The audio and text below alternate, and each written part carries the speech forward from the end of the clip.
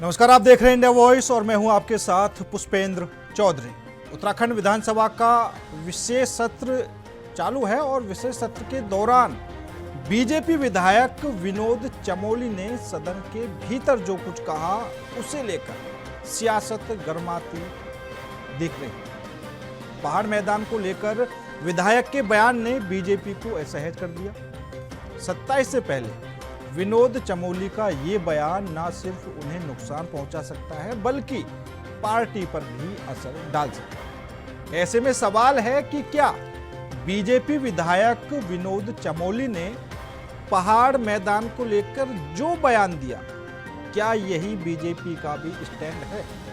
और अगर नहीं तो विधायक चमोली पर क्या पार्टी कार्रवाई करेगी? उत्तराखंड की राजनीति में पहाड़ मैदान के मुद्दे ने फिर उबाल ला दिया है। सदन के भीतर बीजेपी विधायक विनोद चमोली ने जो बयान दिया उसका असर 27 चुनाव पर पड़ सकता है। बीजेपी को इसका नुकसान झेलना पड़ सकता है। हालांकि सवाल तो यह है कि सदन के भीतर खड़े होकर विधायक चमोली ने पहाड़ मैदान को लेकर जो कुछ कहा उसको लेकर सियासत फिलहाल गरमाई हुई है। ये तमाम सवाल सियासी गलियारों में भी घूम रहे हैं। हालांकि बीजेपी प्रवक्ता तो ये कह रहे हैं कि विनोद चमोली ने ऐसा कोई बयान नहीं दिया। वहीं सदन के भीतर भी विनोद चमोली के इस बयान पर विपक्ष के विधायकों ने करारा जवाब दिया। एक बार आपको सुनवा देते हैं क्या कुछ बयानबाजी चली। चमोली जी के द्वारा जो बोला गया, मैंने उस वीडियो को पूरा देखा। न उन्होंने कहीं दूर दूर तक पहाड़ मैदान की बात की और न उन्होंने पर्टिकुलर कोई पहाड़ी की बात की।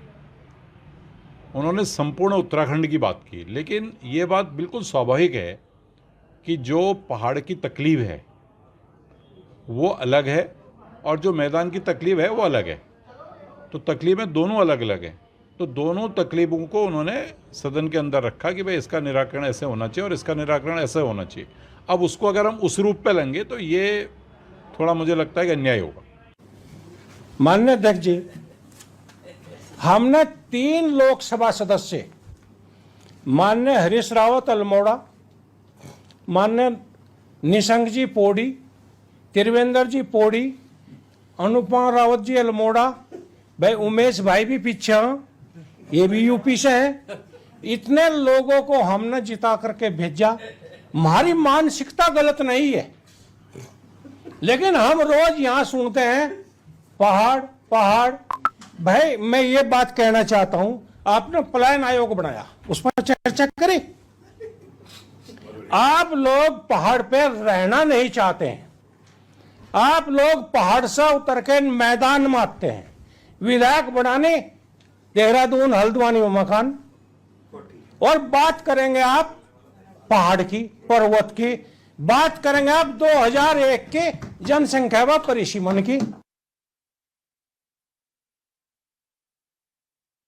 तो पहाड़ वर्सेज मैदान की खाई, पहाड़ मैदान पर बयान देकर क्या विधायक जी फंसते हुए नजर आ रहे हैं? तो आज इसी मुद्दे पर करेंगे चर्चा। चर्चा में शामिल होने के लिए हमारे साथ भारतीय जनता पार्टी से मथुरा दत्त जोशी जी जुड़ चुके हैं, तो वहीं कांग्रेस से आशीष नोटियाल जी जुड़ चुके हैं। दोनों ही मेहमानों का बहुत बहुत स्वागत है। सबसे पहले मथुरा दत्त जोशी जी, आपसे सवाल करना चाहूँगा, क्योंकि जिस हिसाब से विशेष सत्र बुलाया गया और उत्तराखंड के 25 साल में क्या कुछ बदलाव देखने को मिला, कितनी तरक्की की, कितना विकास हुआ, अब चर्चाएं ये चल रही हैं कि विशेष सत्र में लोगों का ध्यान, उन विधायकों का ध्यान उस तरफ गया ही नहीं, पहाड़ और मैदान में फंस के रह गया। जोशी जी। हेलो जोशी जी, सवाल सुना आपने मेरा? हेलो जोशी जी, आवाज मिल पा रही है आपको मेरी? जोशी जी, मेरा सवाल यह है, रजत जयंती मनाई जा रही है, उत्तराखंड 25 साल का हो गया और 25 साल में क्या कुछ बदलाव देखने को मिला, कितनी तरक्की हुई, उत्तराखंड कितनी ऊंचाइयों पर पहुंचा? अब विशेष सत्र में ये बात निकलकर सामने आई है कि लोग, जो विधायक हैं, उनका ध्यान तो उस तरफ पहुंचा ही नहीं, पहाड़ और मैदान में उलझ कर रह गया। नहीं, देखिए 25 साल में उत्तराखंड में बहुत कुछ हुआ है, बहुत कुछ होया भी है। ऐसा नहीं है उत्तराखंड में विकास के नए आयाम जुड़े हैं। तमाम शिक्षा के क्षेत्र में, स्वास्थ्य के क्षेत्र में, रोड कनेक्टिविटी के क्षेत्र में, एयर कनेक्टिविटी के क्षेत्र में, पर्यटन के क्षेत्र में उल्लेखनीय वृद्धि हुई है। धार्मिक पर्यटन में, चार धाम यात्रा में उल्लेखनीय वृद्धि हुई है। ऐसा नहीं है कि काम नहीं है, बहुत काम हुए। टेक्नोलॉजी में, पर कैपिटा इनकम में, वित्तीय संसाधन बढ़ाने में राज्य ने अच्छी छलांग लगाई है। अच्छा काम हुआ है। नौजवानों को रोजगार देने में राज्य आगे रहा है। बहुत काम हुए, चाहे सरकारें किसी की है, 25 साल में निश्चित रूप से काम हुआ है। और हम ये नहीं कह सकते कि काम नहीं हुआ, लेकिन जहाँ तक सवाल आपने ये बात कही पहाड़ मैदान, ऐसा कहीं नहीं है। संसदीय कार्य मंत्री ने स्वयं सदन में कहा कि अगर किसी को कोई बात बुरी लगी हो तो हम ही उसके लिए माफी मांगते हैं। हाँ, और जोशी जी सदन में जो आपके विधायक हैं विनोद चमोली जी, उन्होंने एक बयान दिया कि मैं उत्तराखंडी हूं। अब इस बयान को लेकर कांग्रेस की तरफ से कहा जा रहा है कि जो उत्तराखंड सरकार है वो समाज को बांटने का काम करती है, तभी इसी तरह के बयान निकलकर सामने आ रहे हैं। नहीं, देखिए, उनका कहने की मंतव्य ये था, उन्होंने जो भी बहुत स्पष्ट रूप से बात कही है, फोरम में बात आई है, तो उनका मंशा इस बात की नहीं कि किसी भावनाओं के ठेस पहुंचे या किसी विशेष के लिए कोई ऐसी बात नहीं कही है। हालांकि उस बात का स्पष्टीकरण भी हुआ है और कभी पर भी ये कोशिश नहीं है कि हम किसी की भावनाओं को ठेस पहुंचाए या किसी के लिए कोई बात कहे, ऐसा कहीं नहीं है। तो उत्तराखंड है, नवोदित राज्य है और इसमें हर एक बराबरी का हक है, सब बराबर है।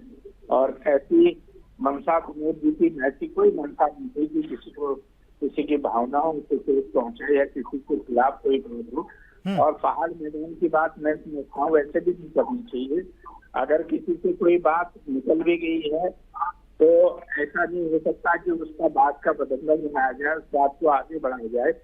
ये राज्य छोटा राज्य है, यहाँ पर सब मिलजुल के रहते हैं। गंगा जमनी तहजीब है यहाँ की।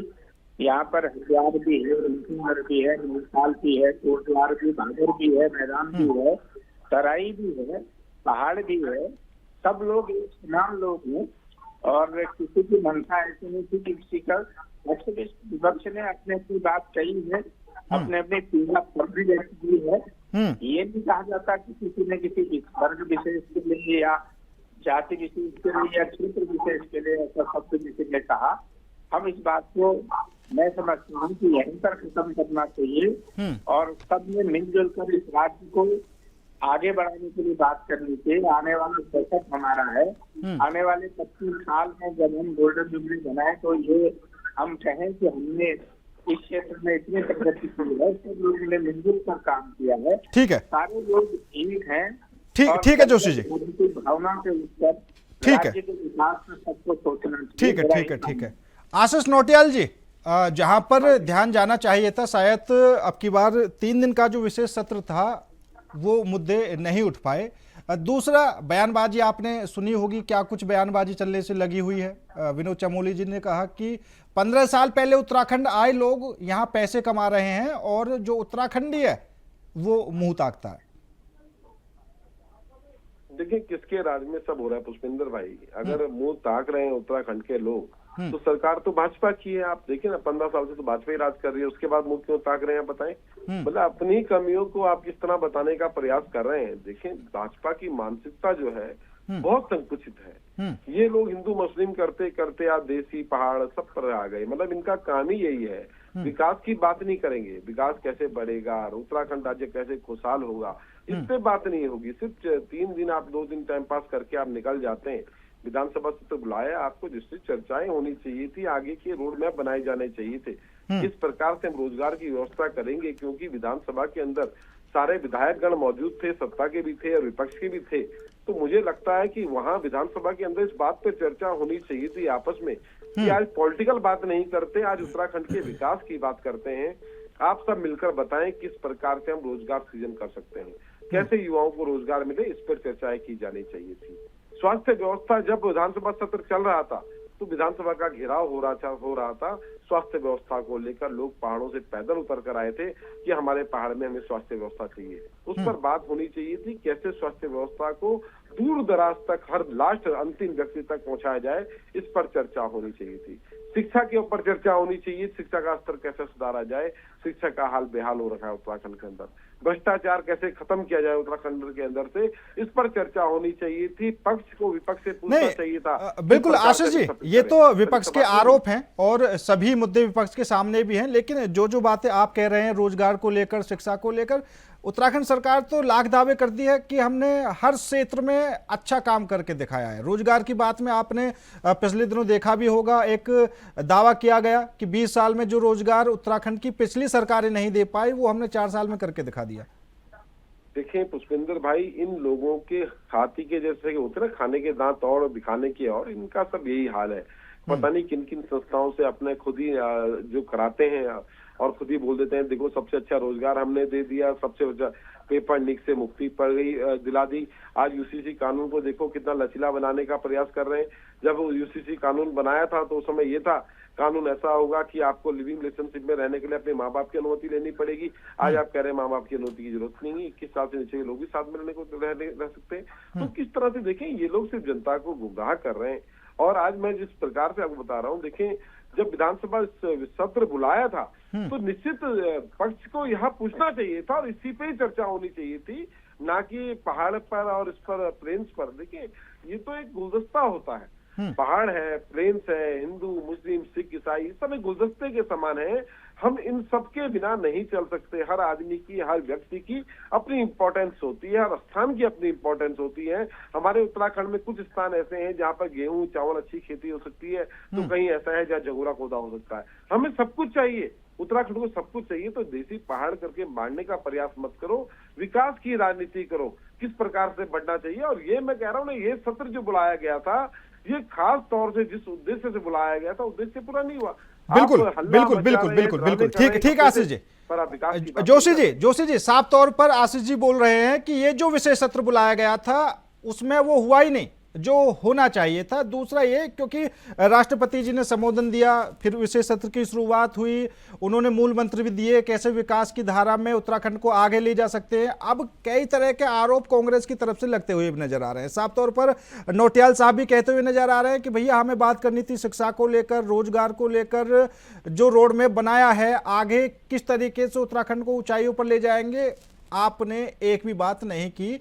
और बांटने की जो राजनीति है वो लोग आप करने से लगे हुए हैं। मतलब साफ तौर पर तंज भी कस रहे हैं कि हाथी के दांत खाने के कुछ और, दिखाने के कुछ और।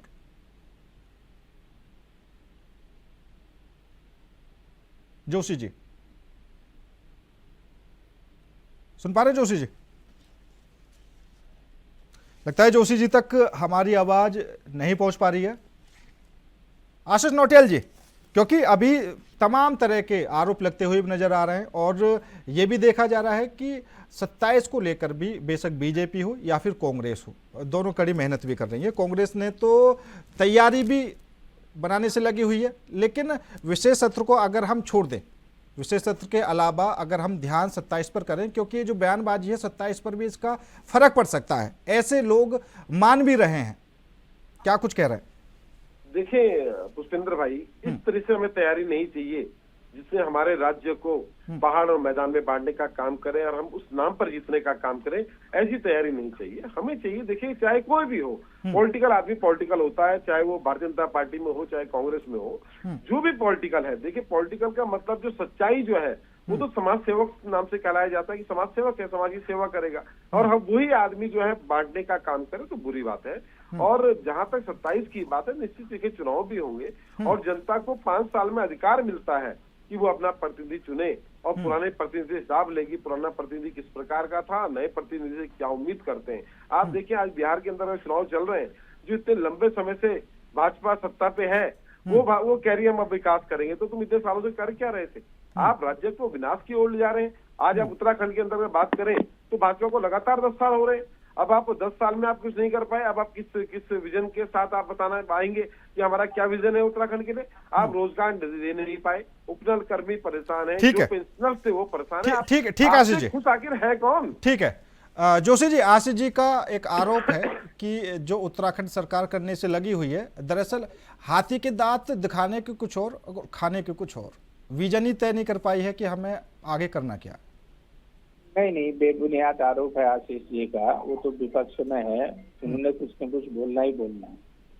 लेकिन आपने देखा होगा कि अभूतपूर्व विकास हुआ है इस 9 सालों के अंदर। तमाम तरह के काम इस प्रदेश में हुए हैं। रोजगार देने के मामले में 30,000 से अधिक नौजवानों को विगत 5 वर्षों में रोजगार दिया गया। आने वाले इसी वर्ष में आप देखेंगे कि 3,000 लोगों को और रोजगार देने की बात है सरकारी क्षेत्र में। मैं असंगठित क्षेत्र की बात करूं तो 1 लाख से अधिक लोगों को प्रत्यक्ष और अप्रत्यक्ष रूप से रोजगार दिया गया है। चाहे स्वयं सहायता समूह के माध्यम से हो, सेल्फ हेल्प ग्रुप बनाए हुए, महिला सशक्तिकरण की बात हो, महिलाओं के ग्रुप बनाने की बात हो, लखपति दीदी बनाने की बात हो, चाहे सब्सिडी में पैसा देने की बात हो, सोलार ऊर्जा लगाने की बात हो, सोलार प्लांट लगाने की बात हो, चाहे अन्य क्षेत्रों में हो, कृषि के क्षेत्र में, बागवानी के क्षेत्र में, तो कई जगह पर ऐसा नहीं कह सकते आप कि काम नहीं हुआ है। ये विजन तो विपक्ष के पास नहीं है, तय विपक्ष नहीं कर पा रहा है।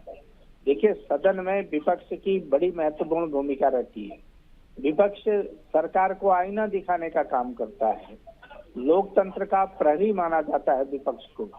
लेकिन नहीं, बिल्कुल जोशी जी, जैसा आप बोल रहे हैं कि विपक्ष आईना दिखाने का काम करता है, जब रोजगार के आंकड़े सरकार की तरफ से बताए गए कि इतना रोजगार पिछली 20 साल की सरकारों में नहीं मिला जितना 4 साल की धामी सरकार ने दे दिया, तो कांग्रेस की तरफ से आंकड़े मांगे जाने लगे कि आप ये तो बता दीजिए आपने किस विभाग में कितनी नियुक्तियां की हैं। मैं तो आपको आंकड़े बता रहा हूँ। स्वास्थ्य विभाग में सबसे ज्यादा नियुक्तियां हुई हैं, शिक्षा विभाग में नियुक्तियां हुई हैं, इंजीनियरिंग क्षेत्र में चाहे पीडब्ल्यूडी में आप देखें ना, 1000 से ज्यादा तो जूनियर इंजीनियर आपके इसमें इंजीनियरिंग डिपार्टमेंट में रखे गए हैं। 400 के लगभग एई रखे गए हैं। सहायक अभियंतागण जो होते हैं उनकी नियुक्ति हुई है। मैं विभागवार मैं बताने को तैयार हूँ। कांग्रेस के लोगों को पूछे ना कहाँ क्या नियुक्ति हुई है, वो तो हाथ कंगन को आरसी क्या पढ़े लिखे उपाधि से नियुक्ति पत्र मिल रहे हैं, धड़ाधड़ मिल रहे हैं। ठीक है, सेवा योजन का क्षेत्र हो, चाहे दुग्ध मंत्रालय की बात हो, पशुधन में देने की बात, नियुक्तियां देने की बात हो, तो विभागवार जहां आप कहें वहां चर्चा करने को तैयार है। तो जोशी जी, अभी आप बोल रहे हैं कि विपक्ष की जो भूमिका होती है वो होती है सरकार को आईना दिखाए, तो ये जो विपक्ष तमाम तरह के मुद्दे उठाने लगता है, फिर सरकार भी उसमें सफाई देती है और बताती भी है भाई ये चीजें हैं, तो क्या कांग्रेस कह सकते हैं कि फालतू की राजनीति करने से लगी हुई है?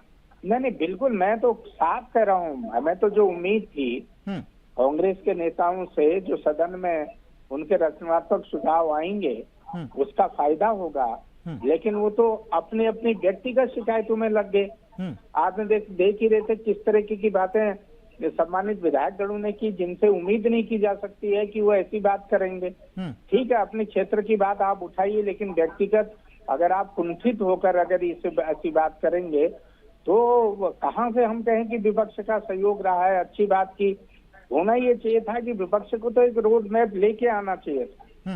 आप ये तय करते कि आपने इतनी नियुक्तियां स्वास्थ्य विभाग में निकाली और इसमें से इतनी नियुक्तियां की। आप देखिए, इसी अभी 1400 के लगभग 1400 समथिंग की IT शिक्षकों की नियुक्ति हुई है। क्या ये किसी को नहीं दिखाई दे रहा है? 1,500 डॉक्टर की नियुक्ति हुई है इस प्रदेश में, वो भी तो दिख रही होगी।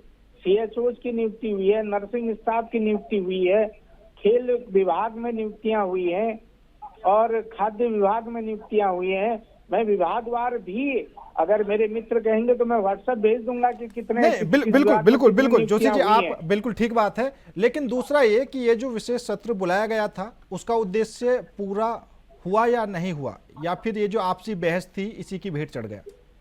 नहीं, निश्चित रूप से जो जितनी ज्यादा उम्मीद हमने इस सत्र से लगाई थी कि भाई सारे रचनात्मक सुझाव आएंगे, लेकिन बड़ा अफसोस है कि जिस तरीके से सदन में बात हुई है विपक्ष के लोगों की तरफ से बहुत ज्यादा सकारात्मक रुख देखने को नहीं मिला।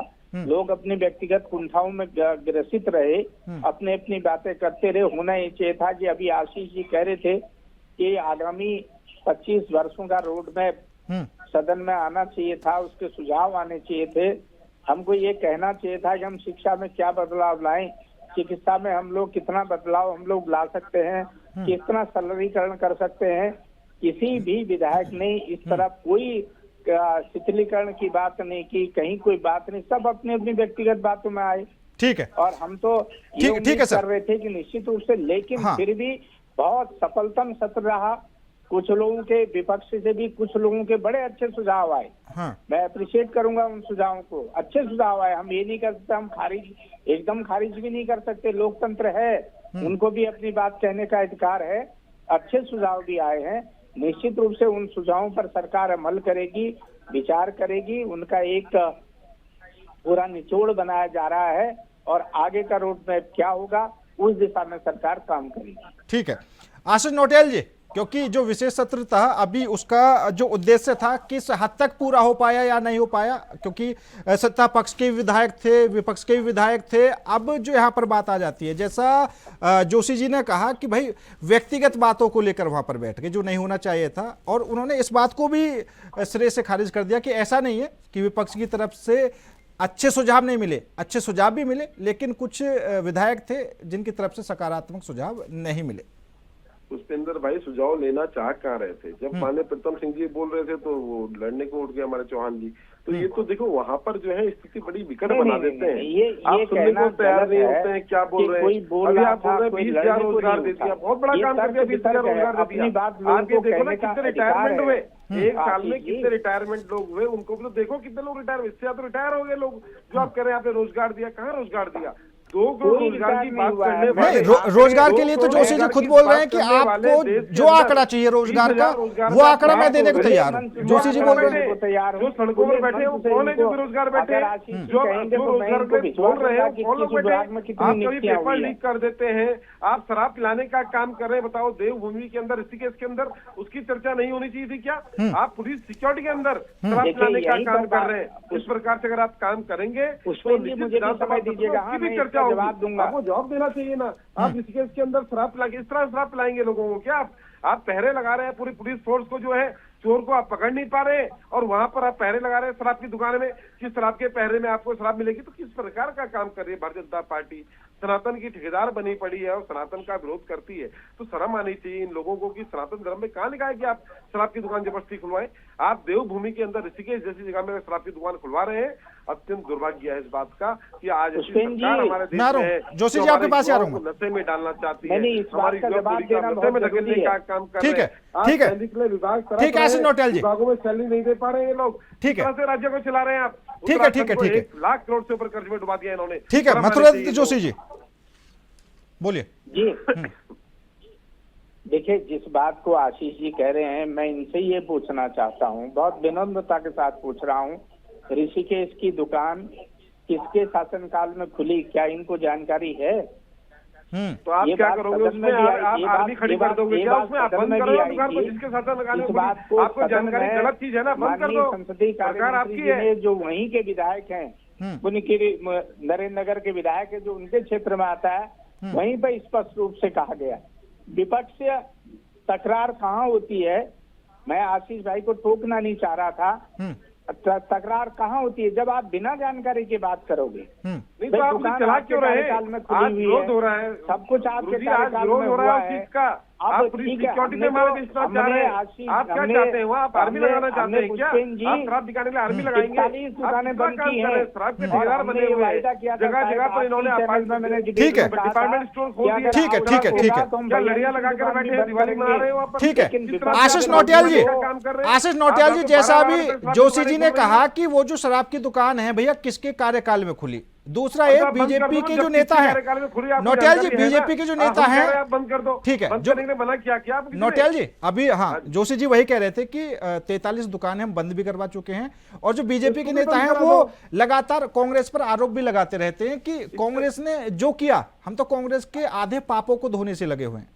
अरे तो कुछ पाप कोई नहीं है, आरोप क्या पाप नहीं धोएंगे? लगाएंगे त्रिवेंद्र ये खुद पाप नहीं है, ये जी। लोग क्या पाप हमने धोएंगे? कोई आरोप जो ये मंदिर तो से सोना आरोप चोरी कर अपने लेता सिर है, पर अपने ही पुरोहितों जूता के अपने मकानों सिर को पर तोड़ मारते देता हैं। है, हम नहीं पुरोहितों कहते के साथ अन्याय ये कर रहा है, तो तो खुद ही खुद पापी है। आसमान में ये क्या थूकने का करेंगे? काम करते हैं। भाई जब आपके शासनकाल में खुली हुई दुकानें हैं, अगर आवश्यक होगी तो हमारी सरकार बंद करेगी, ये मैं वादा कर रहा हूँ आपसे। अरे आवश्यक है हमने तो कहा, कैसे सदन आवश्यक में होगा? कहा, माननीय मंत्री जी जनता ने क्रोध में खड़ी है, सदन में कही आप ये जनता बात को है पिटवा कि रहे हाँ, हैं, अगर पुलिस को आवश्यक लगा रहे हैं, होगा, अगर आवश्यकता वहाँ होगी, की जनभावनाएं होंगी, जनभावनाएं ये कहेंगी, माननीय मुख्यमंत्री जी ने कहा। और मैंने कहा हमने अरे कहाँ से बंद कर दो ना उसको? जहाँ जहाँ विरोध हो रहा है उस दुकान का। 41 दुकानें हमने बंद करवाई, ये पहली सरकार कोई होगी। एक और करा दो, इन्होंने बैरियर तो बंद कर दैनिक दो, क्या बंटवाई दिक्कत थी है बंद घर करने? घर। आपने इन्होंने तो खुलवाई है, घर घर शराब दुकानें बेचने बंद का क्या काम करवाई किया आपने? था। आर टैक्स इनके कार्यकाल में लगा था, हमने नहीं लगाया था। वसूली करने का अरे काम तो इन्होंने बंद तो किया करो, था। बंद कर दो काम उसको, करने जिसके लिए जनता विरोध में खड़ी है। शराब बेचने का काम इन्होंने किया था। अभी हम दूसरी चीज में बहस कर रहे हैं, हम इन चीजों में न उलझे। ये क्योंकि ये तकरार होने वाली बातें हैं, बिल्कुल। टकराहट करने वाली बातें हैं। इस तरह की बातों से बचना चाहिए, चाहे कोई भी हो। हाँ, आप कहिए कि ये काम गलत हुआ है, हम कहें शराब की दुकान में नहीं, बिल्कुल बिल्कुल बिल्कुल बिल्कुल बात वही है कि अगर कुछ गलत हुआ है विपक्ष उस बात को बताए कि ये गलत है और इसको कर लेना चाहिए। लेकिन जोशी जी लगातार आरोप यही लग रहे हैं, आशीष नौटियाल जी यही बोल रहे हैं कि हम जो सुझाव देना चाहते हैं सरकार वो सुझाव लेती नहीं है। इनको रोका किसने साहब बताओ? ये कभी माननीय मुख्यमंत्री से मिले? इनका कोई अरे डेलीगेशन मुख्यमंत्री आज तक मिलते मिला? हैं किसी से? सदन कोई में मिलने को आप तैयार बताइए, होता तो सदन की वहाँ समय नहीं कार्रवाई आप देते उसको। निष्पक्ष रूप से करिएगा।